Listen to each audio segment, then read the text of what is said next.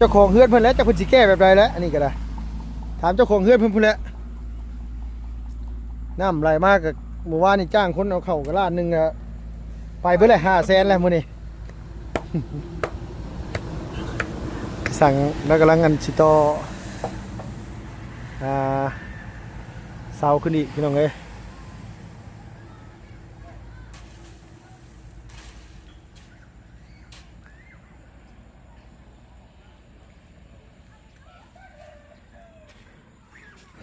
ดินใช่แน่นคักกะลีนี่เนาะ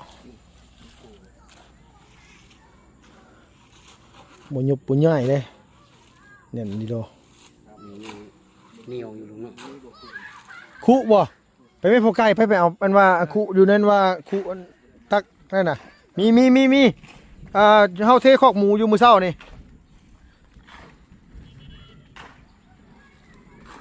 ไปใช่ละฮะ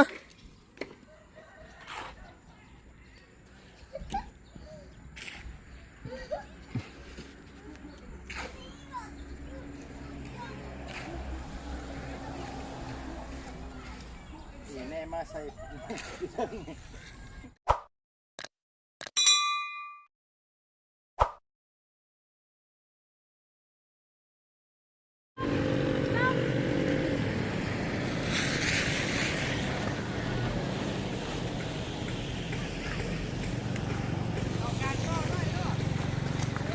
โอ้ยเนาะสบายดีเด้อพ่อไก่เด้อสวัสดี โดยแม่นเจ้าจกออกมาทางนี้เลยให้มันไหลลงไปพุ่นเลยน้ำนะอัดเรื่องนี้ลุงเนาะโดยมันไหลลงมาพี่ไหลเดี๋ยวมันสีนี่ไม่ต้องเลยโดย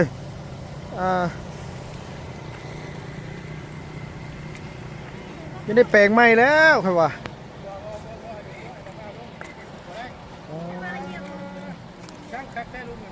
ยังว่าอยู่จักสิแก้ไขจังใดดีเดี๋ยวนี้นะ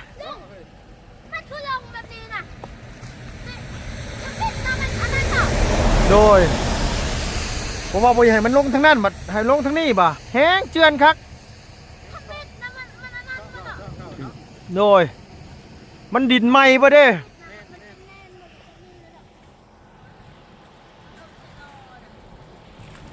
าแพทย์ลุงเลยฮะยาแพทย์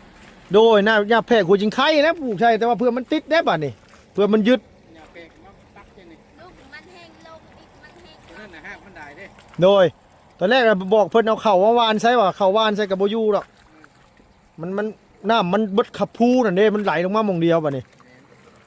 แต่ผู้พี่น้องเอ้ยเทิงเฮือนโรงเลี้ยงผู้เอาสบายดีเด้อเพิ่นเด้อสบายดีโดยให้พ่อไก่มาเป่ง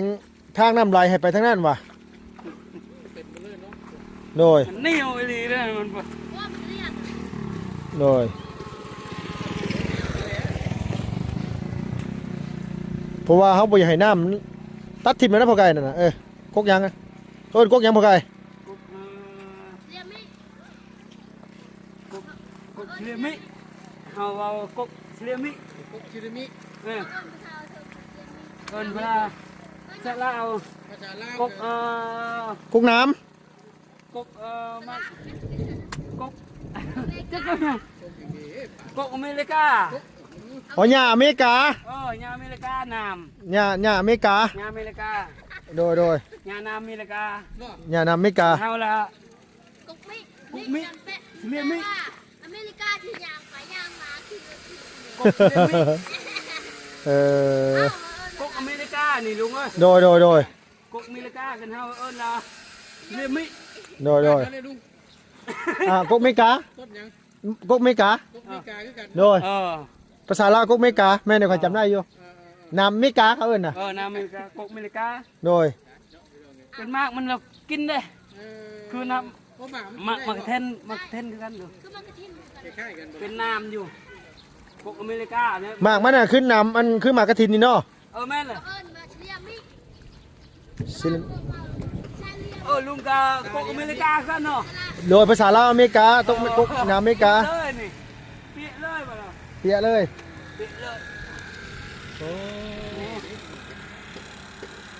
โอ้ยเหนียวดีดูซ้ำเฮากอยปูนคือกันนี่โดย ซับกอยปูนกัน เออดินมันเต็มหมดเลยเด้พอไกลเอ้ยนี่นะมองนี่หนองป้ายรถเมล์บ่พอไกลตะกี้นี่นะมองรถเมล์บ่จอดนี่มันหักแล้ว ตกไปจัดตัวนี้ได้หนึ่งซอกตัวนี้เข้าอีกเนาะ แต่เบิ่ง เชาะเข้ามาอีกนี่เชาะเข้ามาพี่นี่เดี๋ยวข่อยสิเอามันแห้งเดี๋ยวข่อยสิเอาอันว่าอันนี้เนี่ยไปทิ่มจะพุ่นข่อยสิบ่ให้แล้วถมแล้วแบบนี้นะให้มันเจือนก่อน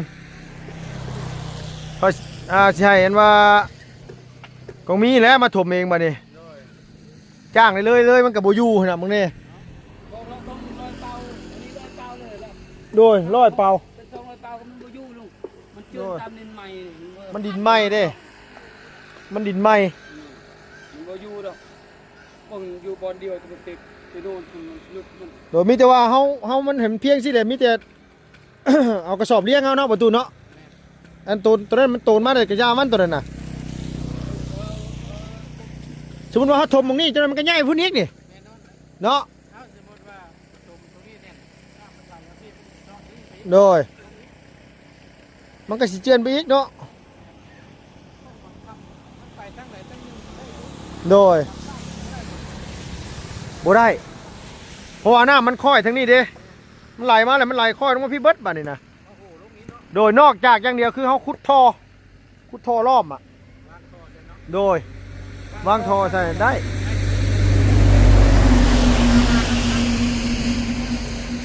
โดยนอกจากว่าน้ำลงมาแล้วน้ำไหลลงท่อน่ะได้ท่อก็บ่เป็นท่อปิดพร้อมได้ท่อเปิดได้ท่อสี่เหลี่ยมเด้ท่อสี่เหลี่ยมอ่ะโดยเพราะว่าน้ำมันไหลมาคนละทิศทางแหละมันไหลลงมาจากทางไหนเป็นทางใดเด้พวกไก่ถ้าเราสิท่อปิดนี่มันบ่ได้ต้องท่อเปิด เป็นรู้ว่าเป็นห้วยใหญ่เลยนี่มันมาตลอดเลย โดย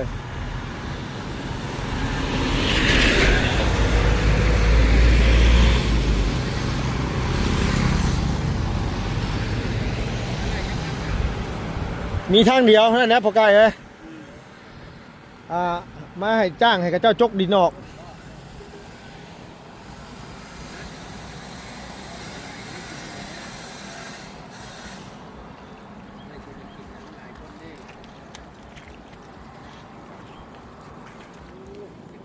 มีท่อมีนั่นเพราะว่ากดมาลงมาพี่มันเป็นเพียงเลยลุงเนาะ โดย ใส่ท่อเนี่ยกดมาพี่เลยมันลงเลย ก็พี่น้องไงพุ่นอ่ะ ลายนี่ เออ เจ้าผู้ได้ชมน้ำละ ในรับชงคันรถนี่ ก็คอย เด่นนี่เนาะ นักบอก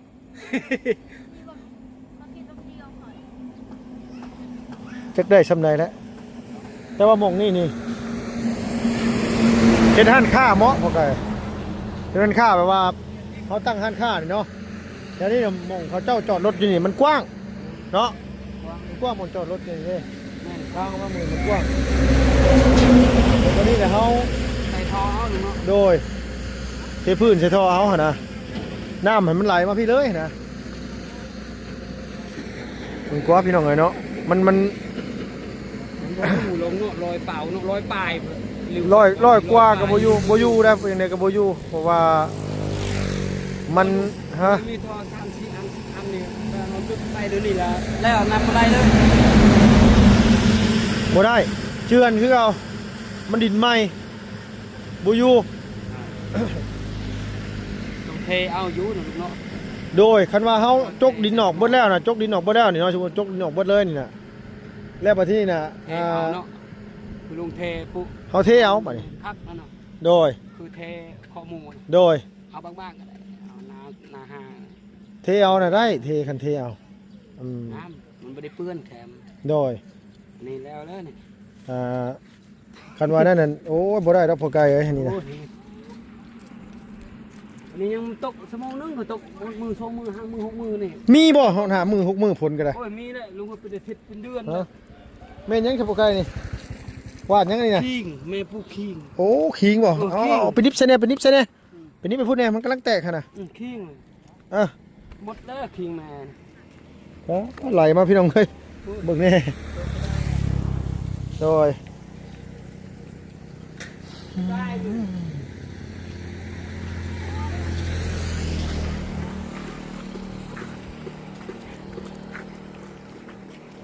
อันว่า หม่องนี่ก็คลองน้ำเนี่ยบ่อยากให้มันไหลผ่านพุ่นให้มันไหลลงทั้งนี้เลยข่อยว่าบ่ได้แปลงมันเนาะ มันคือยัง เนาะบ่ทูน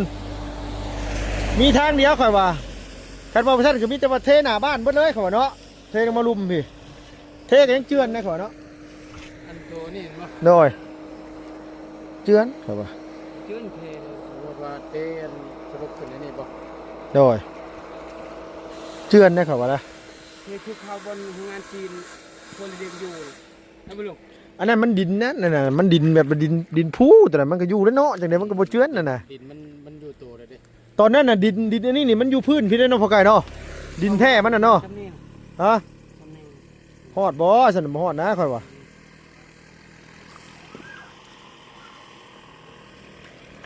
อ๋ออัดใส่เทคือวันทวารโรงงานจีนคืออยู่ได้อยู่ คนประมาณเซตไปแล้วสิเตขึ้นเนื่นๆไปเที่ยวแบบครบหน้านี่มันไหวหรือเปล่า โดยได้อยู่แต่ต้องเทนาข่อยว่าเนาะ เตนาแล้วก็ซื้อ และ เล็กบ่มีดนะ โดยว่าเวทหันว่าอุ้มเนาะ แม่นตาราง แต่ว่าชั้นสิได้ก็บ่ได้ต้องเฮ็ดสลบลงมา แม่น เนาะ ตึก ต้องเฮ็ดสลบลงมา แม่นสั่นละบ่ได้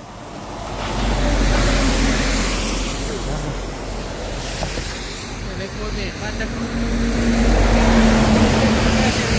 เป็นเรื่องที่คน โคตรได้อย่างนั้นเนี่ย ลูกเกิดว่าจากคนนี้ไปแล้วเติมลูกกินนี่ โดย เงินหน่อยได้นี่นะมันว่าตกมาหน่อยเดียวนึงอะเนาะ เต็มทางเลยติ บันได เต็มทางเลยติ เต็มทางนี่อยู่ก็จะได้ลูกจ้าง ล้านหนึงโดยหายในพริบตาบ่ทั้งนี้แหละคันสิยังก็ยังทั้งนี้แหละนี่น่ะไปแล้ว500,000 ไปแล้ว500,000 ไปแล้ว500,000นี่500,000เป็นเบิดแล้วล้านหนึงค่อยว่า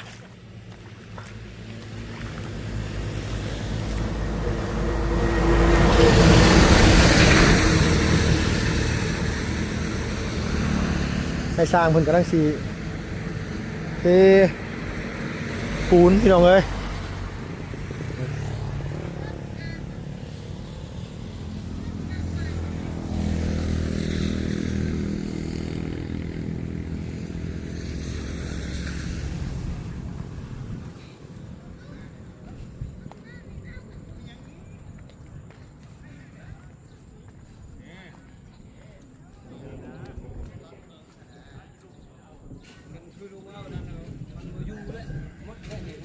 บ่อยู่นะ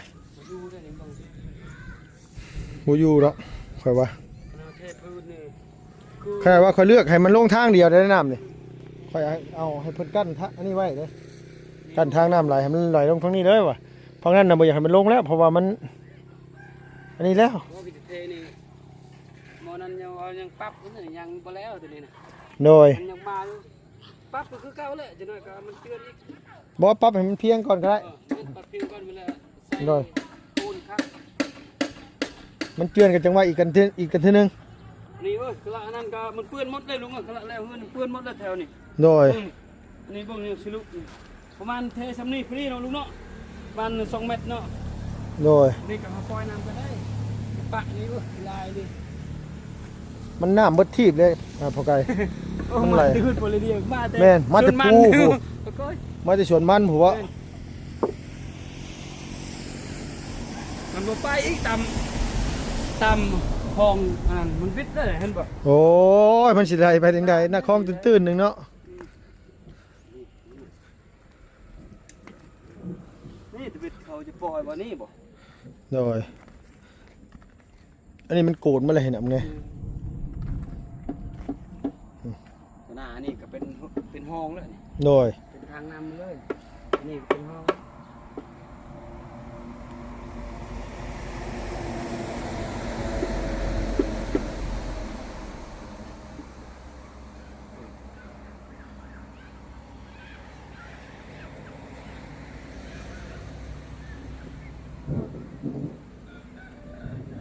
จักสิตัดแบบใดมันสินี่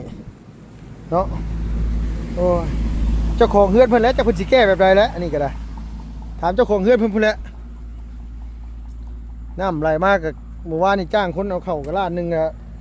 ไปเบิดเลย500,000แล้วมื้อนี้ สั่งแล้วกำลังกันสิต่อเสาขึ้นอีกพี่น้องเอ้ย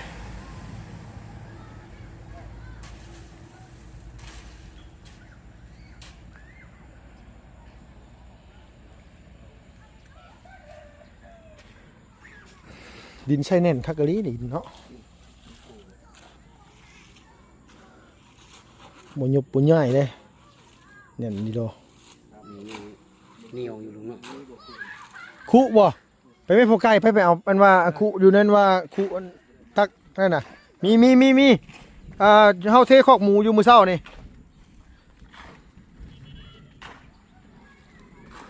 ไปใช่ละฮะ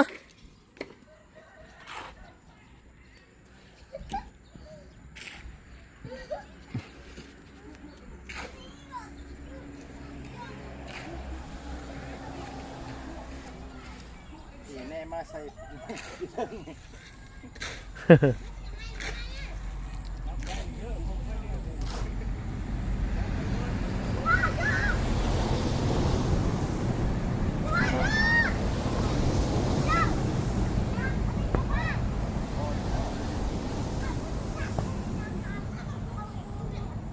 เฮ็ดหยังแล้วบัดนี้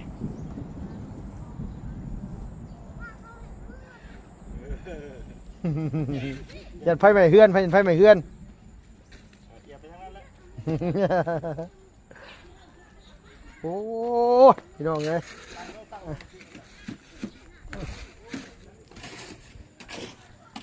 ผู้ดีย่างยากไอ้สังเลยเอ้ยเอาสบายดีได้เด้อสบายดีรอบแรงๆเอาไปได้คือดินอันเต็มตะกร้ารถอยู่นี่นะล่มถึกฝนแล้วพลาดย่ายเพิ่นนั่นว่ากำลังก่อยอันปูนประเทศเชา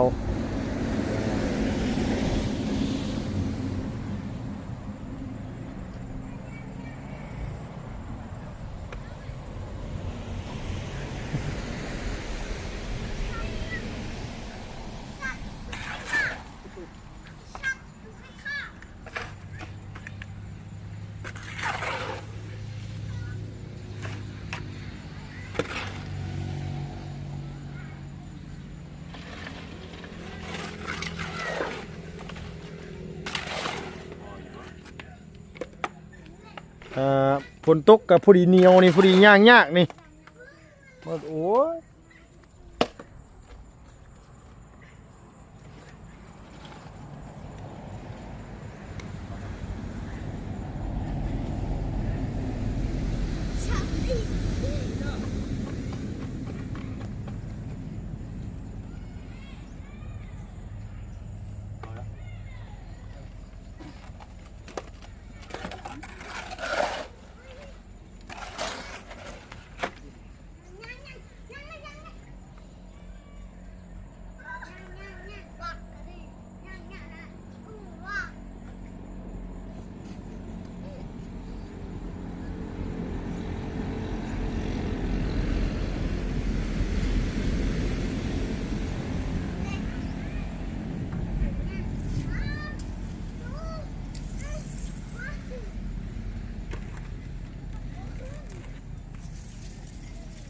ซอยใหม่มาเอาอีก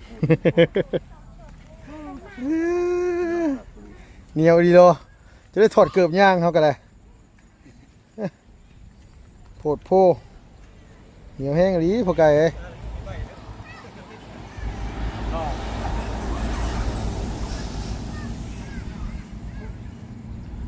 ไปก้านเขียดปาดได้พอไก่มาแรงเด้ออยู่มองได้เขียดปาดลาย ถ้างานจริงตอนเรื่องอยู่จะออกลองมั่ง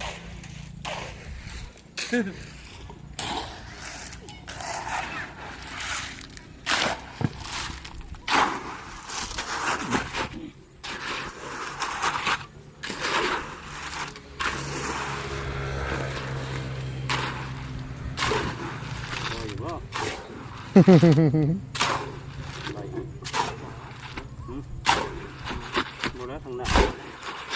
ทางหน้านั่นนี่เนาะ หินน่ะไปแก้เอาอย่างนั้นก็ได้เปล่าอย่างนั้นก็มี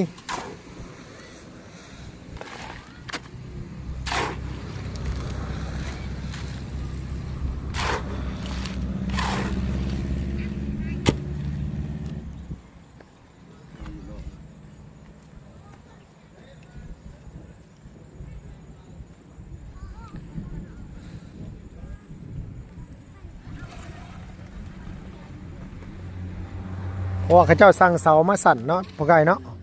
มันก็เลยยากมาเฮ็ดนั่นก็มันบ่พอดีเห็นนะ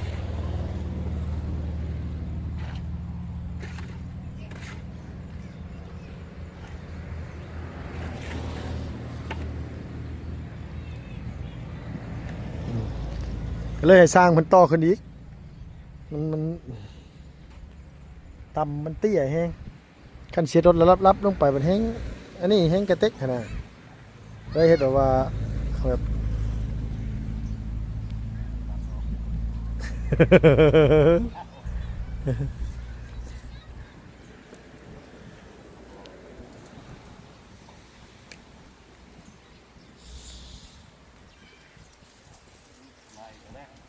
มาอีกแล้วโอ้ยเนาะบุยุดบุยอนเถอะดิ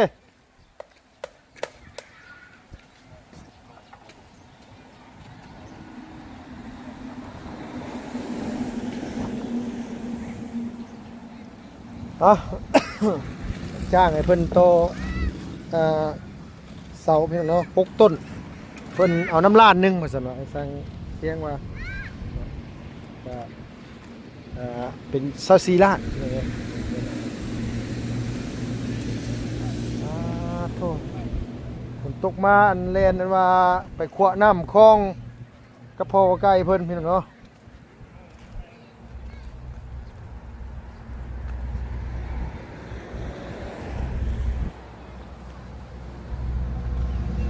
เงิน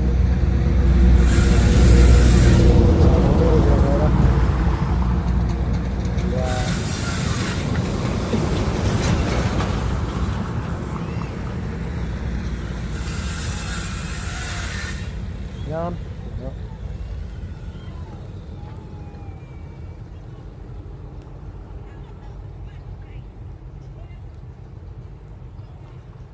อ่ะโอเคพี่น้องเอ้ยสำหรับคลิปนี้ก็เล่นน้ำฟ้าน้ำฝนแน่พี่น้องเนาะฝนตกฟ้าลงเปียกเบิดพี่น้องเอ้ยทีมงานช่างเขาก็ได้เพิ่นกำลังเตรียมต่อเสาอยู่เอาไปเนาะมาติดตามเบิ่งมื้ออื่นเช้าพี่น้องเนาะจังไดก็ถามเบิ่งน้ำกันพี่น้องเอ้ยสำหรับคลิปนี้ไปเด้อพี่น้องเด้อขอบคุณในหลายพี่น้องอยู่ดีมีแห้งอย่าเจ็บอย่าจนลำไปด้วยสุขภาพพลามัยแข็งแรงพี่น้องไปแล้วพี่น้องบ๊ายบายสบายดีเด้อ